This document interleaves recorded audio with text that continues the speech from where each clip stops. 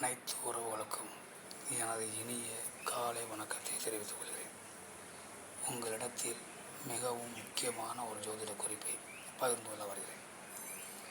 ஒரு ஜாதகத்தை நாம் பார்த்தவுடன் சொல்லிவிடலாம், இந்த ஜாதகர் வாழ்நாளில் என்றைக்கும் தனயோகம் பெற்றவராக, செல்வ செழிவு மிக்கவராக, செல்வம் என்பது வற்றாத நிலையில் இருப்பவராக, வாழ்நாள் முழுவதும் செல்வ பற்றாக்குறை இல்லாமல் லட்சுமி யோகம் பெற்றவராக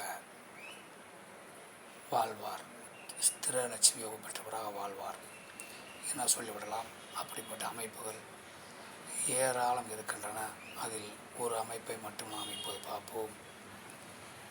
லக்னாதிபதி லக்னத்திற்கு 9வது வீடான பாக்கியஸ்தானம், யோகஸ்தானம், அதிர்ஷ்டஸ்தானம், உயர்கல்வியை குறிக்கக்கூடிய ஸ்தானம், அப்பாவை குறிக்கக்கூடிய ஸ்தானம். அப்பா அந்த ஸ்தானத்தினுடைய அதிபதி பாக்கியாதிபதி. இந்த இருவரும் ஒரு ஜாதகத்தில் ஆட்சி உச்சம் என்ற நிலையில் இருந்தால் அது முதல் நிலை லட்சுமி யோகமாகும். அப்படி இல்லையா, ஒருவர் லக்னாதிபதியோ பாக்கியாதிபதியோ ஆட்சி அல்லது உச்சமாக இருந்து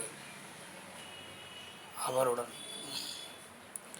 லக்னாதிபதி ஆட்சி உச்சமாக இருந்தால் அவருடன் சேர்ந்து பாக்கியாதிபதி இருப்பதும், அல்லது லக்னாதிபதி உச்சமாக இருக்கின்ற அவருக்கு கேந்திர வீடுகளில் 4, 7, 10 பாக்கியாவதி இருப்பதும் இரண்டாம் தரமான லட்சுமி யோகம்.